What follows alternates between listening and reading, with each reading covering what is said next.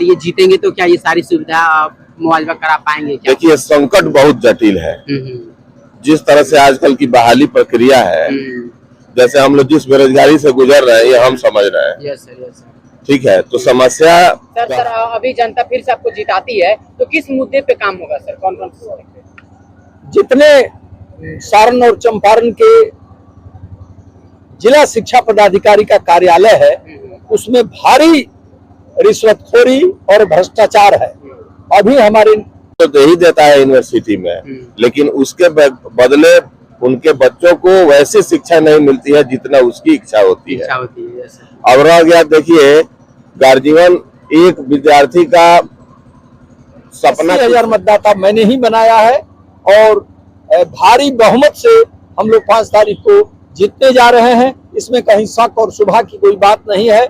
महागठबंधन के माननीय नीतीश कुमार जी और माननीय श्री लालू प्रसाद और माननीय श्री तेजस्वी जी का समर्थन प्राप्त है और इसके साथ साथ जितने महागठबंधन के कांग्रेस है, वामपंथ सीपीआई है, सीपीएम है और माझी जी की पार्टी है, सबका समर्थन प्राप्त। ये सर अभी जो ये जनसभा वगैरह हो रहा है, इसका मुख्य उद्देश्य क्या है? सारण स्नातक निर्वाचन क्षेत्र का चुनाव 31 मार्च को होने जा रहा है। Yes sir. उसी के संबंध में मतदाताओं को के साथ संवाद हो रहा है, बातचीत हो रही है और मैं महागठबंधन का प्रत्याशी हूं और वर्तमान एमएलसी हूं प्रोफेसर वीरेंद्र नारायण यादव। अपने मतदाताओं को सावधान और सतर्क कर रहा हूं और जो मैंने 6 साल में ईमानदारी के साथ शिक्षा के क्षेत्र में, भोजपुरी भाषा के क्षेत्र में, कानून व्यवस्था के क्षेत्र में मैंने काम किया है उसको मैं बता रहा हूं। और यह जो सारण स्नातक निर्वाचन क्षेत्र का चुनाव है इसमें सबसे बड़ी बात होती है मतदाता बनाने का। पहली बार 1,10,000 मतदाता बने हैं और मैंने इसमें 80,000 मतदाता मैंने ही बनाया है और भारी बहुमत से हम लोग 5 तारीख को जीतने जा रहे हैं। इसमें कहीं शक और शुभा की कोई बात नहीं है। महागठबंधन के माननीय नीतीश कुमार जी और माननीय श्री लालू प्रसाद और माननीय श्री तेजस्वी जी का समर्थन प्राप्त है और इसके साथ साथ जितने महागठबंधन के कांग्रेस है, वामपंथ सीपीआई है, सीपीएम है और माझी जी की पार्टी है, सबका समर्थन प्राप्त है। इसलिए इस चुनाव में सारण स्नातक निर्वाचन क्षेत्र में महागठबंधन की विजय सुनिश्चित है, ये मैं आपको बता रहा हूँ। आप तमाम लोगों को धन्यवाद। सर अभी जनता फिर से आपको जिताती है तो किस मुद्दे पे काम होगा सर? कौन कौन से? जितने सारण और चंपारण के जिला शिक्षा पदाधिकारी का कार्यालय है उसमें भारी रिश्वतखोरी और भ्रष्टाचार है। अभी हमारे एजेंडे पर वही बात होगी। इसके साथ साथ विश्वविद्यालय का सत्र कैसे ठीक हो, अभी 14 तारीख को जो सीनेट हुई थी उसमें मैंने बड़े मजबूती के साथ महामहिम राज्यपाल के सामने सारी बातों को रखा।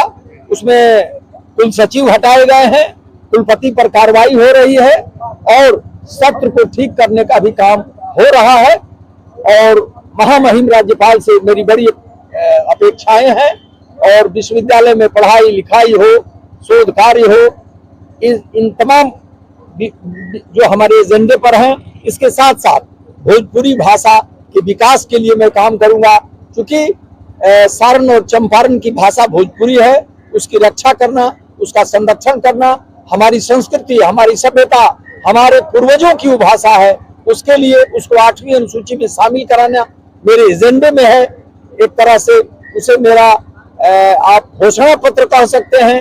इन कार्यों को मैं करूंगा।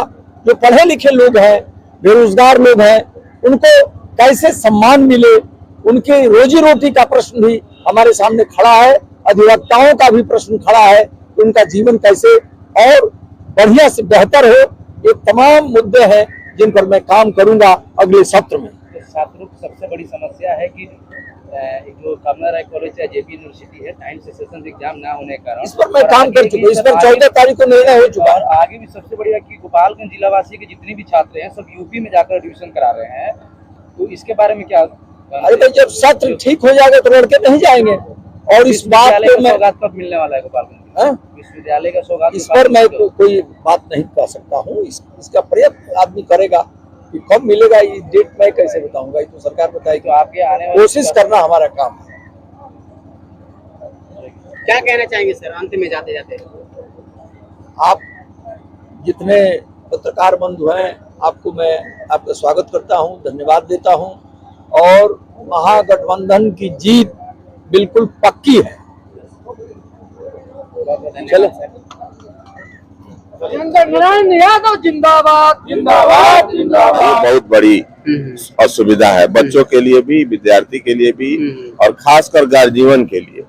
क्योंकि गार्जियन जो है अपना पैसा तो दे ही देता है यूनिवर्सिटी में, लेकिन उसके बदले उनके बच्चों को वैसी शिक्षा नहीं मिलती है जितना उसकी इच्छा होती है। अब रह गया, देखिए, गार्जियन एक विद्यार्थी का सपना कुछ सोचता है कि ये होगा, लेकिन उसको पलायन करना पड़ जाता है पढ़ाई छोड़ के।